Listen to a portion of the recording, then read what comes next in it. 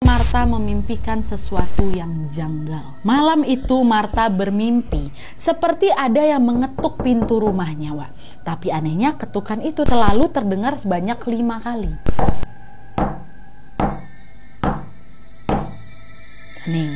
Jadi setelah terdengar sebanyak 5 ketukan, tok tok tok tok tok tok, hening. Abis itu tok tok tok tok tok, hening lagi, kayak gitu terus, Wak, berulang-ulang. Hai, wassalamualaikum warahmatullahi wabarakatuh. Terima kasih sudah klik video ini. Oke, Wak, jadi malam Jumat ini seperti biasa aku akan membawakan satu kisah horor Wawa part 110. Buat kalian yang nggak mau ketinggalan kisah horor Wawa lainnya, bisa langsung pergi aja ke playlist, cari kisah horor Wawa, ada part 1 sampai part sekarang insya Allah. Dan di KHW malam ini kita akan membahas tentang kisah seorang sahabat yang mengalami musibah tenggelam di sungai. Dan yang bikin bulu kuduk merinding adalah proses pencarian korban ini dilakukan dengan sebuah petunjuk yang hadir secara tersirat di dalam mimpi sahabat-sahabatnya yang lain, Wak. Dan kalian tahu, semua mimpi yang dialamin sama sahabat-sahabatnya ini terus berulang dan memiliki pola yang mirip, Wak. Yaitu selalu berkaitan dengan angka 5. Aduh, merinding, aku belum apa-apa. Itulah kenapa malam ini aku kasih judulnya angka 5. Nah, penasaran kalian sama kisah lengkapnya kan? Jadi tanpa berlama-lama lagi kita langsung masuk aja ke apanya. Check it out.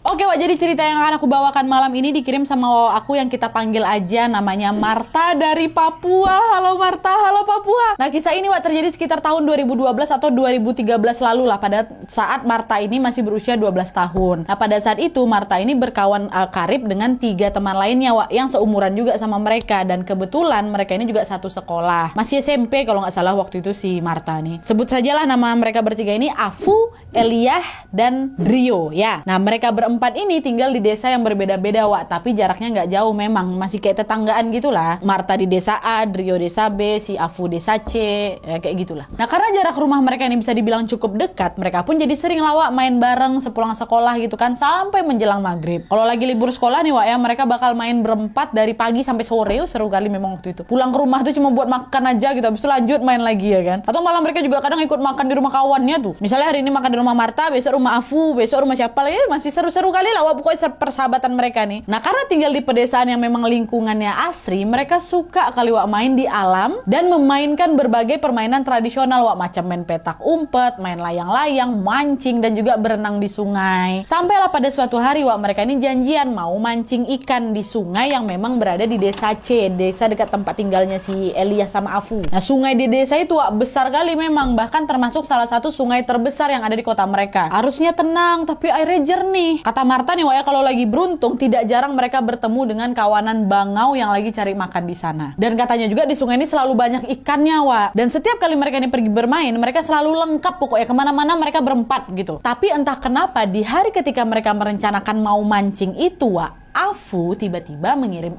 SMS kepada mereka semua dan berkata bahwa dia tidak diizinkan mamanya untuk main keluar. Padahal biasanya mamanya si Afu ini selalu ngasih izin, Wak. Apalagi kalau misalnya izinnya karena main pigi sama mereka bertiga, pasti dikasih. Tapi ternyata belum lama ini Afu memang terkena sakit malaria dan dia juga baru aja pulang dari rawat inap. Di situ mereka mikir, oh mungkin mamanya si Afu ini khawatir gegara si Afu ini nanti takutnya kena malaria lagi pula di sana. Apalagi kan itu ke kawasan sungai kan, pasti banyak nyamuknya. Mungkin mamanya Afu pengen si Afu banyak-banyak istirahat biar nggak ketular lagi, jadi malaria lagi pula dia nanti. Nah, akhirnya si Afu nggak bisa ikut, Wak. Pergilah mereka bertiga aja, Marta, Eliah, sama Drio. Nah, waktu itu, Wak, dengan nada bercanda Marta balaslah SMS si Afu. Dia bilang, oh iyalah Fu, cepat sembuh kau ya. Yang sehat-sehat, Wak, jaga diri baik-baik, awas jangan sampai lewat ya kau, kata lewat tanda kutip. Meninggal, Wak. Nanti sisa bertiga aja kami di sini jadi nggak seru loh. Agak ekstrim bercandaan kau, Marta, memang. Tapi kata Marta, Wak, itu aku bilang gara-gara aku udah akrab kali memang berempat, bercandaan kayak itu memang udah biasa di kami, Nadia, katanya. Nah, akhirnya si Afu nggak berangkat, pergilah mereka bertiga, Wak. Nah, terus singkat cerita, sekitar jam 2 siang, Marta, Eliah, sama Drio berangkatlah ke sungai yang ada di desa C ini. Mereka sengaja memilih spot yang lebih sepi biar nyaman mancingnya, Wak. Nah, tapi, Wak, tidak seperti biasanya sampai menjelang jam setengah 4 sore, mereka sama sekali belum mendapatkan ikan. Padahal di sungai itu banyak kali ikannya dan gampang kali buat mancing di sana. Hari itu nggak dapat kami 1 ekor pun. Nah, karena udah menunggu cukup lama, Marta jadi capek ya kan. Dia pun memilih untuk menepi sebentar. Dia bilang, "Weh, guys, aku mau makan bekal dulu lah ya, capek kali dari tadi mancing gak dapat malah lapar aku, jadi ayolah sekalian makan kalian semua katanya. Nah, mendengar seruannya si Martha, Elia yang juga waktu itu bawa bekal akhirnya mengikuti Martha untuk makan terlebih dahulu. Tersisalah sama si Drio, berbeda sama si Drio, dia lebih memilih untuk tetap melanjutkan mancing. Nah, pas si Martha sama Elia ini lagi asik-asiknya makan, Martha seketika terkejut karena dia merasa ada yang mengelus rambut kepalanya. Refleks dia langsung dongak kepalanya ke belakang ya kan. Dan ternyata dia melihat Afu ada di sana. Weh, nak kalian makan ya? Bagilah aku sikit, kata si Afu. Nah, Martha yang masih terkejut langsung nepuk pundaknya. Kau nih, aku kira siapa tadi, bikin kaget aja. Ya maaf lah, gimana udah dapat berapa ekor kalian hari ini? Banyak nih kayaknya ya. Mana ada aku tengok tuh ember nggak ada seekor pun kami dapat. Entah apa pula nggak dapat kami hari ini, Nah, melihat Afu yang tiba-tiba muncul, Elia nanyalah, Fu, bukannya aku nggak dibolehin keluar sama mamamu? Kok bisa tiba-tiba kau sampai sini? Iya, tadi mamaku lagi ke sawah, bosan aku di rumah sendiri. Ya udahlah, aku susul aja kalian di sini, kata si Afu. Dan by the way, Afu ini memang cuma tinggal berdua sama mamanya aja, Dia anak tunggal dan bapaknya juga sudah lama meninggal. Oh ya udahlah, tapi betulan kau udah nggak apa-apa kan, udah sehat kan kau, katanya. Udah kok, udah aman. Yuk main kita. Nah, Drio yang pada saat itu masih mancing, lama-lama ngerasa bosan juga. Karena apa? Karena tetap tidak mendapatkan ikan. Nah, karena Drio juga ngelihat Afu datang, dia pun mulailah mengajak mereka bermain yang lain. Dia bilang, main yang lain aja lah, nggak seru mancing nggak dapat ikan kita, katanya. Akhirnya Drio pun mengajak ketiga temannya ini untuk membuat rakit dari batang pohon pisang. Atau kalian rakit kan, macam sampan yang cuma petak kayak gitu aja tuh. Nah, akhirnya dengan sigap mereka pun langsung menebang beberapa batang pisang, mencari tumbuhan menjalar yang akan digunakan sebagai tali, dan mulai menyusun sebuah rakit. Nah, singkat cerita, rakit pun jadi. Mereka bawalah itu ke tepi sungai kan, dan bersama-sama menaiki rakit tersebut, Nah, pada saat itu mereka mau bermain dengan cara melompat ke sungai dari rakit. Kita main lompat-lompatan aja lah ya, nanti ganti-gantian yang lompat, katanya. Riang kali lah pokoknya mereka, Dan gak lupa pula waktu itu mereka bagi tugas, 2 orang nanti yang megangin rakit, biar nanti rakitnya gak ke bawah arus, nanti 2 orang lagi baru loncat. Nanti kalau udah gantian nih, yang loncat megangin rakit, yang megang rakit loncat kayak gitu. Itu juga gak terlalu dalam kali, apanya sungainya cuma 1,5 meter, pokoknya masih nampak lah gue kalau tegak dia, kata si Martha. Nah, setelah beberapa kali bergantian, kini tiba giliran Martha sama Drio yang megang rakit, Afu sama Elia yang lompat. Ya, nah pada saat itu Elia yang ngelompat duluan. Nah, pas Elia lompat ke sungai, nggak lama kemudian dia muncul naik lagi ke permukaan dan kembali menuju ke rakit untuk bertukar posisi sama si Afu. Nah, sekarang giliran si Afu nih berarti kan. Nah, sama seperti Elia, dia naik dulu ke atas rakit, baru dia melompat ke sungai. 1, 2, 3, dar! Afu loncat. Dan ditunggu bentar kan.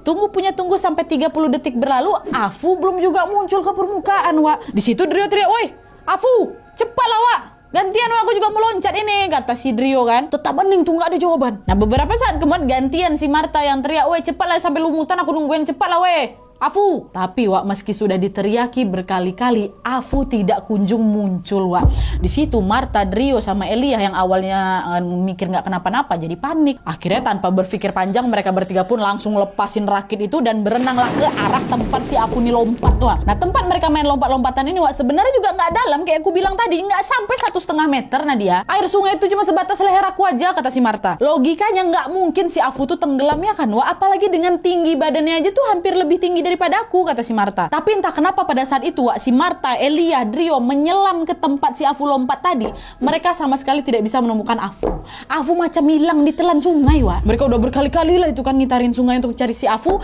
tapi sayangnya Afu belum juga ketemu. Elia yang panik pun teriak, "Afu, nggak usah kau bikin panik, Afu, bercanda kok nggak lucu, udah mau maghrib ini, cepatlah kau keluar, Afu," katanya, "nggak usah aneh-aneh." Dan betul, nggak lama kemudian terdengar tuh azan maghrib berkumandang. Nah, karena pencarian mereka ini belum juga membuahkan hasil, mereka pun akhirnya naiklah ke tepian sungai, membereskan barang-barang yang mereka bawa dan pergi untuk mencari bantuan. Udah nggak betul ini lagi. Dah, Martha sama si Elia pergi ke rumahnya Afu buat mengabari apa yang terjadi ke ibunya si Afu, sementara Drio kembali ke desa untuk lapor ke kepala desa. Nah, setibanya Martha sama Elia ke rumahnya si Afu, mereka langsung disambut dengan raut cemas dari wajah mamanya si Afu. Mamanya berlari ke arah mereka berdua dan dengan panik beliau bertanya, Afu kemana? Afu kemana? Kalian lihat Afu nggak, nak? Afu nggak ada di rumah, katanya. Nah, Elia yang nggak tega melihat ibunya Afu ini pun seketika langsung nangis dia, Wak. Melihat si Elia nangis, ya mama Edu langsung merinding aku. Mamanya Afu tuh macam langsung tahu nih pasti ada sesuatu yang buruk terjadi sama anak aku nih, ya kan? Ngapa kau nangis? Aku tanya si Afu. Wajah mama langsung pucat dan gak lama kemudian belum dikasih tahu apa-apa lagi nih, baru nangis saja siapa nih si Elia pingsan, si Afu langsung, Wak. Nah, Marta yang terkejut sama mamanya Afu pingsan, dia pun langsung berteriak minta tolong kan, tolong kami. Dan teriakan Marta itu seketika langsung membuat para tetangga pun langsung berkerumun, Wak. Mereka pun memboponglah mamanya Afu ke dalam rumah. Nah, salah satu tetangganya mereka, kita sebutnya namanya Pak Rahman, juga ada di sana tuh. Nah, beliau nanya lah, ini ada apa nih, nak? Kenapa ibunya Afu sampai pingsan kayak gini? Mendengar pertanyaannya Pak Rahman, Marta sama Elia barulah itu berani menjelaskan apa yang sebenarnya terjadi. Gini Pak, tadi gini, Afunya hilang. Pokoknya ceritain lah semuanya, Wak. Nah, setelah mendengarkan cerita dari Marta dan si Elia, Pak Rahman ini pun beserta dengan bapak-bapak yang lain langsung bergegas, Wak, menuju ke sungai, menuju ke lokasi kejadian. Dah, sesampainya di sana ternyata Drio dan rombongan bapak-bapak dari desanya itunya juga udah kumpul di sana. Ramai kali di sana, kata si Marta, Wak. Mereka bersama-sama ingin mencari keberadaan Afu.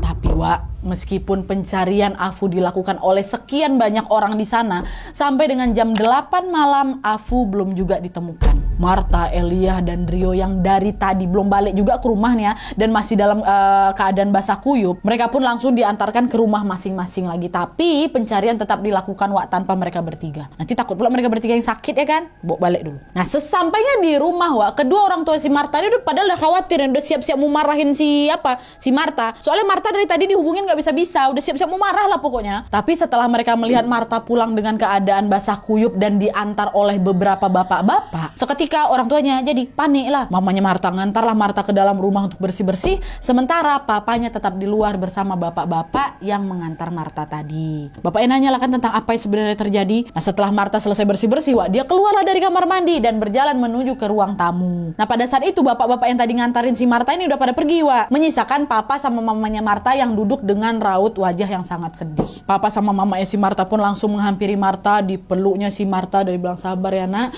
sabar nak, kita sama-sama berdoa semoga Afu segera ditemukan. Dan FYI, Wak, kedua orang tuanya Marta ini adalah tenaga medis dan juga dosen di Akademi Keperawatan. Mereka punya banyak kenalan gitulah dari berbagai instansi penting termasuk dari Basarnas. Dan akhirnya malam itu setelah mengetahui Afu hilang karena tenggelam di sungai, bapaknya Marta pun menelponlah kawan yang kerja di Basarnas untuk meminta bantuan pencarian. Dan akhirnya Basarnas sama bapak ini pun sepakat untuk melakukan pencarian di besok hari jam setengah 7 pagi dengan dibantu oleh tim SAR dan juga beberapa anggota TNI, Wak. Nah, terus setelah papa selesai nelpon, mereka pun kembali menenangkan Marta yang memang masih bersedih dan memintanya untuk segera beristirahat, untuk tidur. Malam itu bisa tidur si Marta? Nggak bisa lah, kalian pikir aja. Udah berkali-kali ku coba pejamkan mataku, tetap nggak bisa. Nadia, aku tetap kepikiran si Afu, entah ada di mana dia waktu itu kan. Marta juga sambil buka-buka HP-nya, Wak, dan dia semakin sedih karena tidak ada satupun SMS yang dia terima malam itu.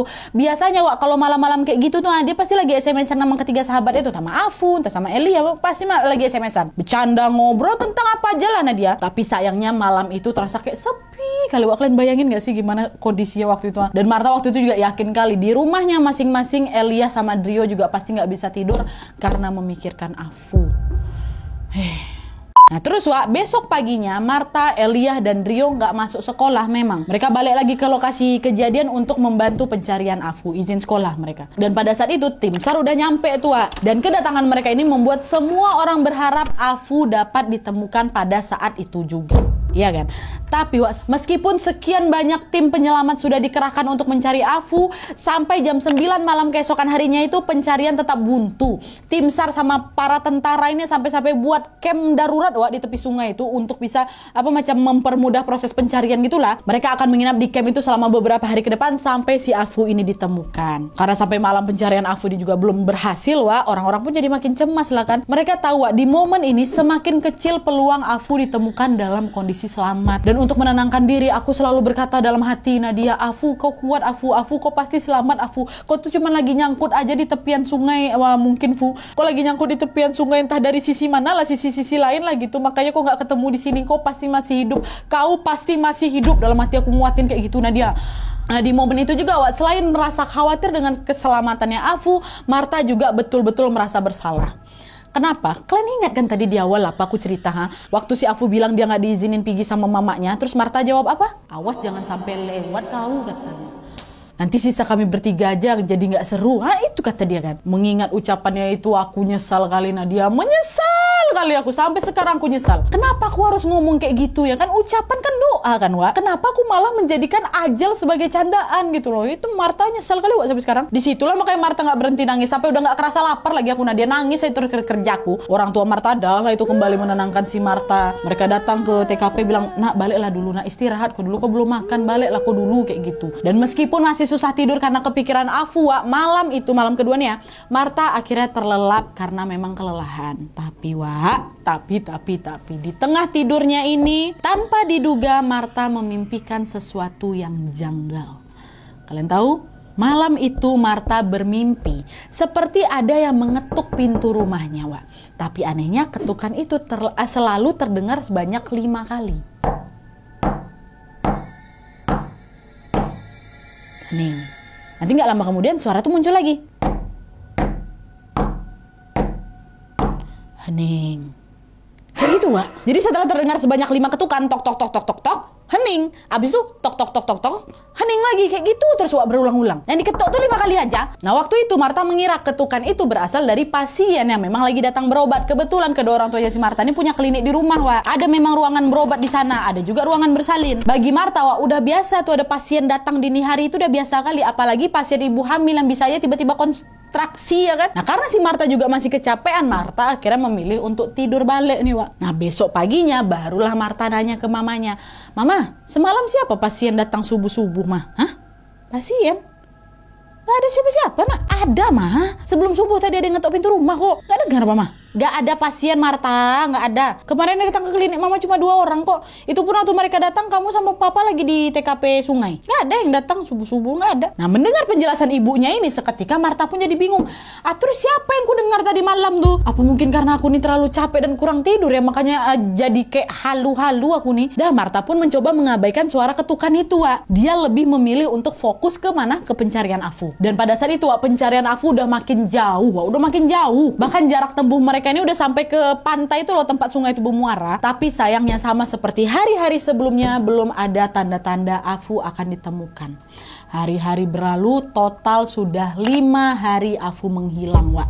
Dan anehnya mimpi ketukan pintu itu juga masih terus datang di malam-malam selanjutnya.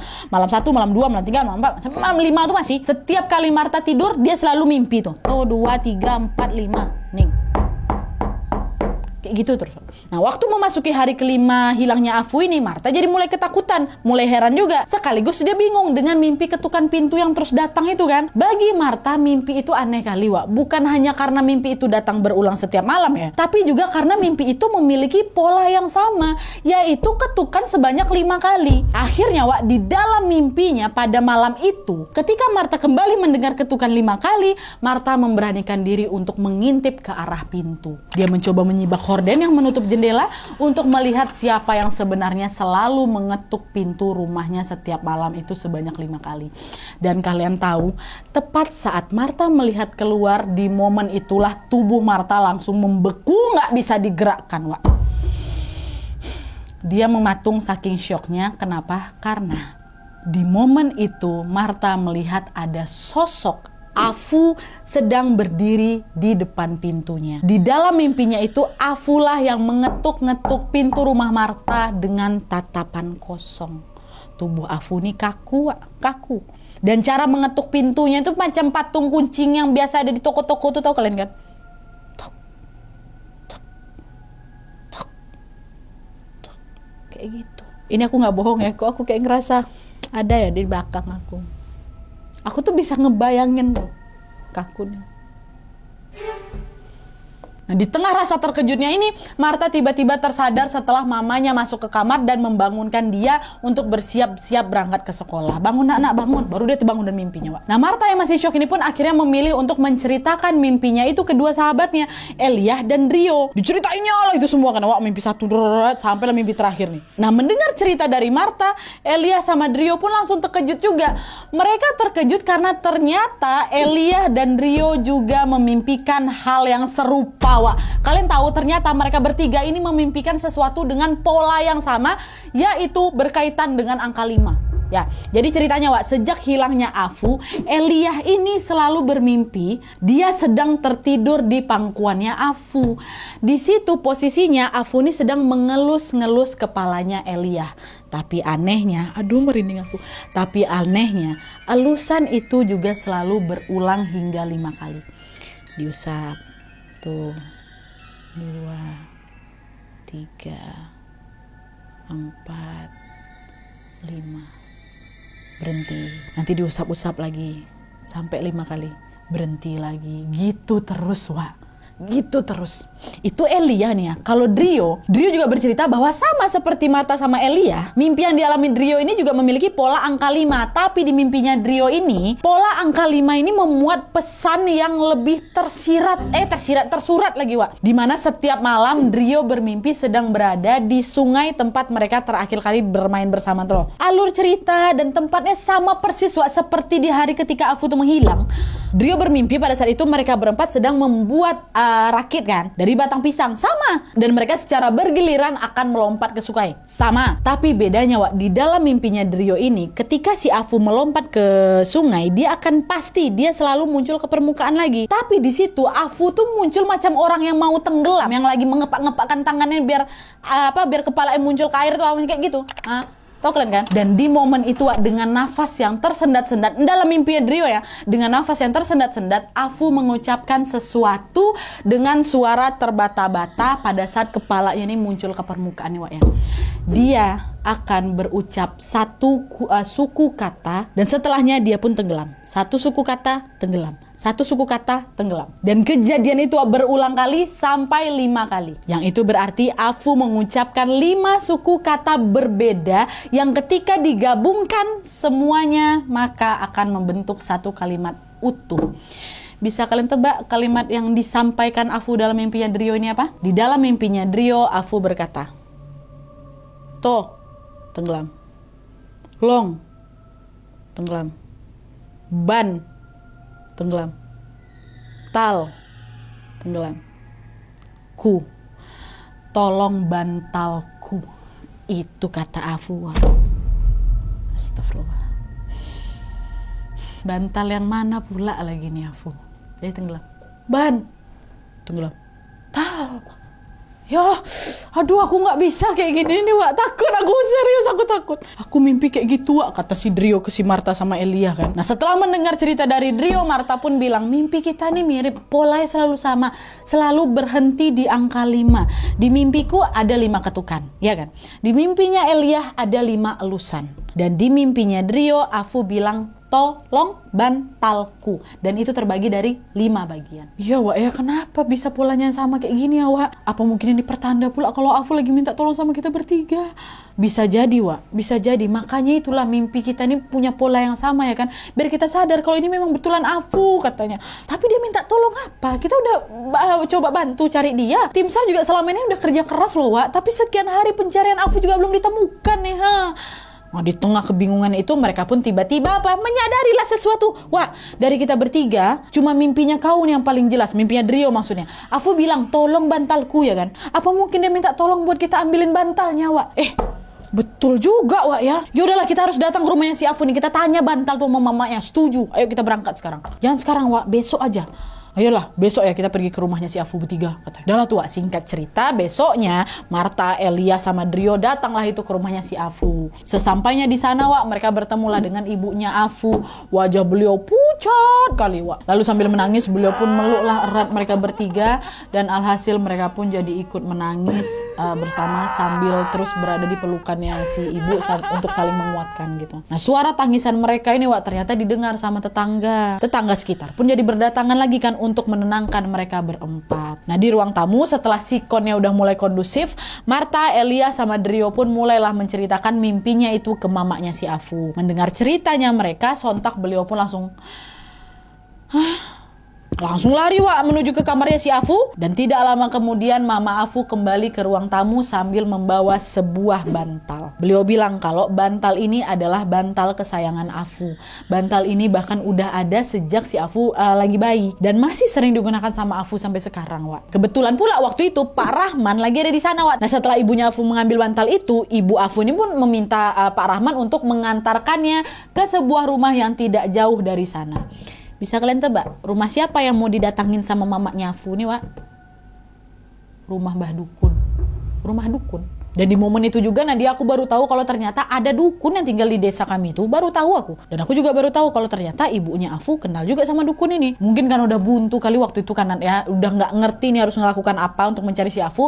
Akhirnya mamanya si Afu ini memilih untuk mendatangi Mbah Dukun itu sambil membawa tuh bantal Wak. Dan akhirnya Pak Rahman pun mengantarkan ibunya Afu ke sana dan yang lain pergi menuju ke Sungai Balek nih untuk membantu pencarian. Mereka bertiga balik ke sungai, mamanya si Afu sama Pak Rahman pergi ke rumah dukun. Nah terus Wak singkat cerita Marta, Elia dan Rio udah sampailah itu di TKP. Mereka berdoa ya kan sambil mengamati tim penyelamat yang sedang bekerja. Lalu tiba-tiba setelah beberapa jam mereka di sana, secara mengejutkan ibunya Afu datang tuh ke lokasi pencarian itu sambil berlari terburu-buru dan masih membawa bantal kesayangan Afu itu. Dan dengan ekspresi yang panik dan nafas tersengal-sengal, mamanya Afu langsung menarik si Rio sambil teriak histeris dan beliau berkata, "Sini kamu, di mana anakku tenggelam? Di mana anak aku tenggelam? Cepat kau kasih tahu aku di mana anak aku tenggelam." Nah orang-orang yang ngetahui datangannya Mama Afu sambil ngamuk-ngamuk kayak gini pun langsung berkerumun lah kan, dan berusaha meleraikan mamanya si Afu sama si Rio. Nah Pak Rahman yang juga datang bersama ibunya Afu pun bilang, ibu sabar bu, sabar, biar saya aja yang bilang, udah ibu tenang." Nah mendengar hal itu ibunya Afu pun langsung mengiyakan dan langsung menyerahkanlah itu bantal yang dibawanya ke Pak Rahman. "Iya Pak, tolong Pak, di mana anak saya jatuhnya Pak, tolong toh." "Udah ibu tenang dulu." Dah ibunya Afu pun langsunglah diantar oleh warga ke tenda milik tim SAR tadi Wak untuk menenangkan diri. Ini Marta, Elia, Rio tepengok semua Wak. Kenapa nih mama yang marah-marah ya kan? Nah barulah gak lama kemudian Pak Rahman pun menjelaskanlah kepada tim SAR yang sedang bertugas mengenai hal-hal yang ia dengar dari si Mbah Dukun tadi Wak. Dimana kata Pak Rahman sesuai instruksi dari Pak Dukun, Pak Rahman ini meminta Rio dan beberapa tim SAR untuk ikut dengannya ke titik tepat tempat Afu menghilang. Sungai mana titiknya? Kasih bawa kami ke sana. Pak, nggak bisa kayak gitu Pak. Ini memang ide si Pak Rahman ini sempat jadi perdebatan Wak. Karena bagaimanapun juga tim SAR kan memang punya prosedur penyelamatan sesuai dengan apa peraturan yang memang udah ditetapkan ya kan. Iya Pak, saya tahu memang ada prosedur. Pak Rahman pun menjelaskan lagi lah bahwa memang hal ini permintaan dari Afu Pak. Permintaan Afunya dan berdasarkan penelusuran dari Mbah Dukun itu. Mbah Dukun bilang kalau memang Afu sudah meninggal Pak, tapi arwahnya terperangkap di dasar sungai. Dan kata Pak Dukun tadi, Afu ini ingin setidaknya jasadnya dapat ditemukan dan dimakamkan dengan layak Pak. Kami tahu ini mungkin gak masuk akal sama kalian, tapi tolonglah kita coba dulu, kata Pak Rahman. Akhirnya setelah mendapatkan tekanan juga nih dari warga yang hadir ya kan, udah Pak coba aja lah dulu Pak, apa salahnya ya kan. Dengan berat hati tim SAR pun mengizinkan Pak Rahman untuk melakukan sesuatu sesuai dengan arahan Mbah Dukun. Mereka langsung bagi tugas tuh, 2 orang dari tim penyelamat akan terjun ke titik tempat Afu melompat. Terus tambah lagi 5 orang lainnya disuruh bergandengan tangan membuat lingkaran mengelilingi titik itu. Jadi 2 orang cari mana titiknya, di sini kata Drio kan. Nah ini titiknya misalnya 5 orang keliling di sini, 1, 2, 3, 4, 5 pegangan tangan. Ini tim SAR nih. Nah Pak Rahman sama Drio datang nih, ya kan? Datang sambil pegang bantal kesayangan si Afu tuh, berdirilah di tengah-tengah si Afu ini jatuh. Mereka berdua, 5 orang tim SAR bergandengan. Kebayang ya Wak? Dan gak lama setelah itu Pak Rahman dan Drio meletakkan bantal itu tepat di titik hilangnya si Afu, ditaruh di sana. Nah setelah bantal diletakkan, Pak Rahman sama Drio sedikit mundur nih, sedikit menjauh dari lokasi itu, menyisakan 5 orang tim tadi yang masih membentuk lingkaran tuh. Set. Ini bantal tengah-tengah. Kebayang? Bagus. Nah ajaibnya Wak, bantal itu tetap mengambang, tetap stay di sana, nggak ikut ke bawah anyut, nggak ikut ke bawah anyut, nggak ikut anyut ke bawah arus. Kan arus sungai ada tuh, nggak, dia stay. Ini arus nih, stay. Bantal tuh, itu disaksikan sama semuanya Wak ya. Nah di tengah rasa heran itu, semua orang yang hadir di sana kembali dibuat terkejut ketika mereka melihat bantal itu Wak tiba-tiba tenggelam. Macam ada yang narik dari dalam air tuh, tenggelam. Dan di momen itu juga, di tempat yang sama, di titik yang sama, dari dalam air tiba-tiba muncul buih-buih gelembung udara. Gak lama kemudian, sesuatu yang sangat-sangat mencengangkan itu pun terjadi. Kalian tahu? Kemunculan gelembung-gelembung udara itu kemudian disusul dengan jasad Afu yang secara perlahan-lahan naik ke permukaan. Wah, melihat kemunculan jasadnya Afu, semua orang langsung histeris. Wah, mereka nggak percaya dengan apa yang baru saja mereka lihat. Tangis pecah di mana-mana. Terucap juga kata syukur ya kan, karena setelah seminggu hilang, aduh, merinding aku. Setelah seminggu hilang, akhirnya jasad Afu juga ditemukan. Dan ajaibnya, tidak ada sedikit pun yang berubah dari fisik Afu, Wak. Masya Allah. Jasadnya masih utuh, ganteng, dan dia macam orang lagi tidur, kata Marta. Bahkan meskipun udah seminggu tenggelam, Wak, jasad Afu ini tidak mengeluarkan bau atau bengkak sedikit pun. Tidak. Dan jasad Afu ini pun langsunglah dievakuasi dan dibawa pulang ke rumahnya. Proses pemakaman pun langsung dilaksanakan pada sore harinya, Wak. Dan sesuai permintaan terakhirnya Afu, jasadnya pun akhirnya dapat dimakamkan dengan layak. Rest in peace Afu. Alhamdulillah. Nah, jadi ceritanya udah selesai nih Nadia? Belum. Ada satu plot twist dari cerita ini yang betul-betul mind blowing kali, Wak. Kalian tahu apa? Beberapa hari kemudian, Marta nggak sengaja lah itu dengar obrolan mamanya lagi ngobrol-ngobrol sama tetangga di teras rumah lah, Wak. Pada saat itu mereka ini lagi membahas tentang Afu dan ibunya. Nah, katanya, Wak, ibunya Afu ini pernah cerita ke salah satu tetangga mereka bahwa sejak Afu sakit malaria, ibunya ini memang jadi protektif kali sama si Afu. Protektif kali. Itulah kenapa waktu itu makanya mamanya nggak ngizinin Afu buat pergi main ke sungai, ya kan? Tapi, Wak, yang mengejutkannya adalah alasan ibu Afu ini protektif bukan karena takut Afu ini jatuh sakit lagi, Wak. Melainkan sebuah alasan lain yang betul-betul tidak pernah Marta bayangkan. Tidak pernah Marta sangka. Konon katanya, dulu itu kedua orang tuanya si Afu ini susah punya anak, Wak. Mereka udah nikah bertahun-tahun ya kan, tapi belum juga dikaruniai keturunan. Akhirnya saking pengennya punya anak, mereka pun memutuskan untuk minta bantuan ke orang pintar. Nah, entah kayak gimana lah ini ceritanya, Wak, ya. Tapi yang jelas akhirnya, ini dari si Marta nih, Wak, ya. Akhirnya mereka betulan punya anak. Afu lah itu anaknya. Tapi karena lahirnya Afu ini dibantu sama si orang pintar itu, tentu selalu ada harga yang harus dibayar kan, Wak. Nah, ternyata perjanjiannya adalah si orang pintar ini akan membantu mereka punya anak dengan syarat pada saat anak itu berusia 12 tahun dia akan diminta kembali. Dan betul aja, kejadian naas yang menimpa si Afu ini, Wak, memang terjadi pada saat Afu berusia 12 tahun. Ibunya Afu gak akan pernah lupa lah sama perjanjian itulah kan. Itulah kenapa pada saat Afu memasuki usia 12 tahun, ibunya ini protektif kali sama dia. Khawatir kali akan terjadi sesuatu yang membahayakan si Afu. Apalagi waktu si Afu tuh lagi rawat inap gara-gara sakit tuh, ya, ibunya itu tidak mengizinkan Afu untuk main terlalu jauh atau terlalu lama berada di luar rumah gitu. Dan selain rumor itu tadi, Wak, ada lagi yang bikin kalian bakal tercengang. Karena ternyata usut punya usut, orang pintar yang sudah membantu orang tuanya Afu untuk memperoleh anak ini adalah Mbah Dukun yang membantu mereka menemukan jasad Afu tuh. Tutorial cara menemukannya dari Mbah Dukun, itulah dia orang pintar yang ditemuin mama bapak Afu supaya dapat Afu.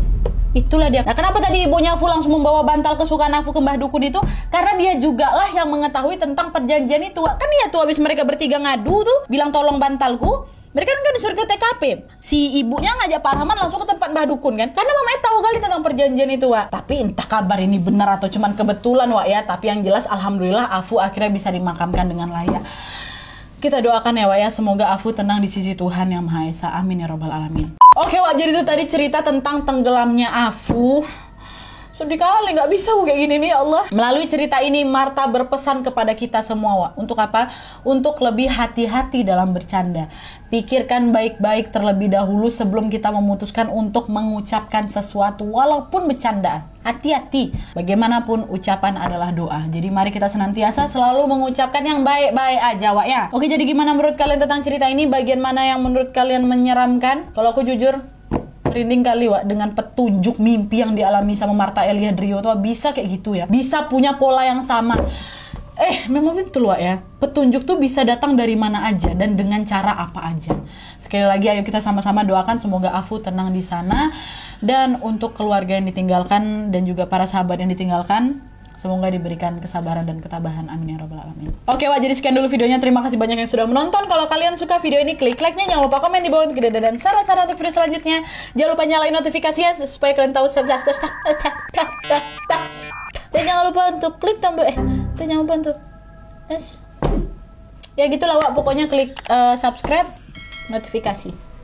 Dadah Wak. Assalamualaikum.